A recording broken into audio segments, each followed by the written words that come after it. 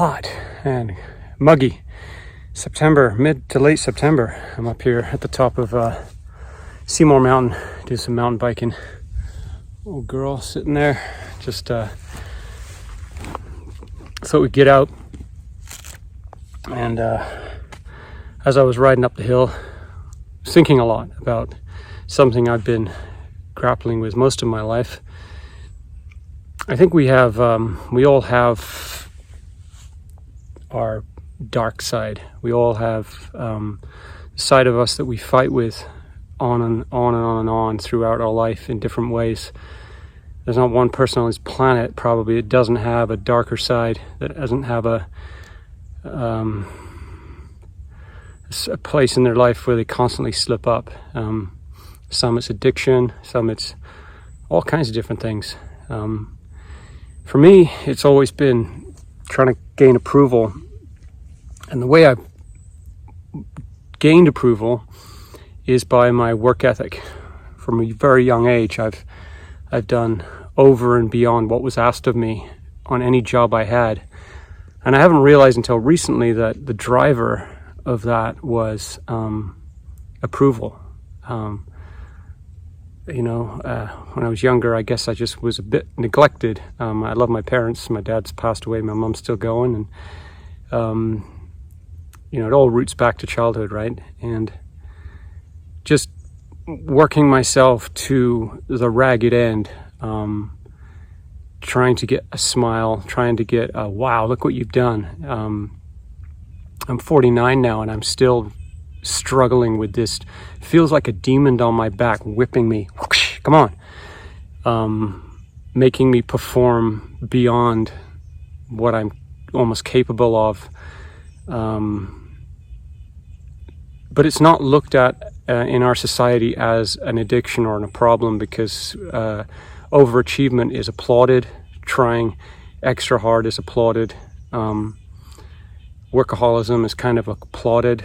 And I feed on that. I feed on people saying, wow, look what you've done. Look what you're able to do. Look how hard you've worked. Look, and with my property on Gambier, with my property that I live in now, with my jobs, even when I was writing music, I made myself sick because I work so hard. And now I'm 49 and my body's starting to, there's this book, I haven't read it, I've heard it. I think I've listened to the audiobook called The Body Keeps the Score. It definitely does.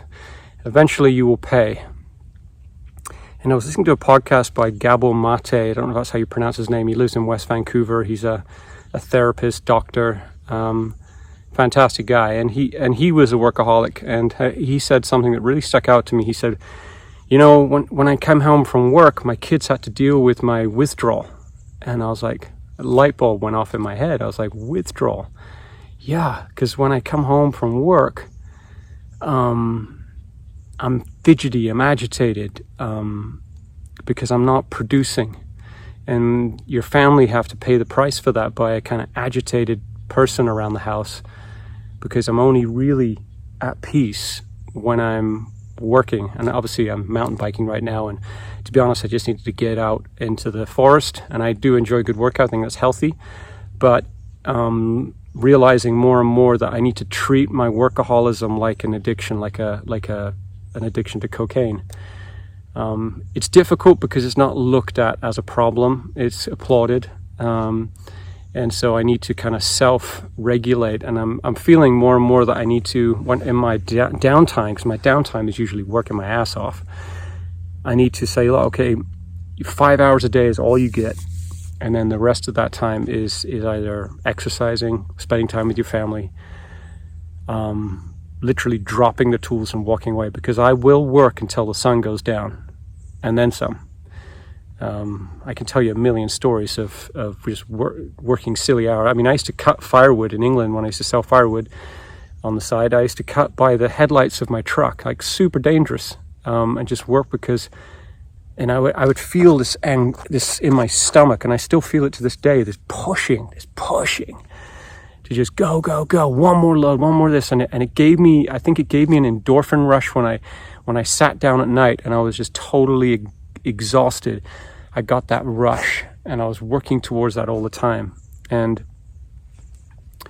the benefit is that you get lots done, but the downside is, for me and for the workaholic, you do feel like you're pushed along by some dark force.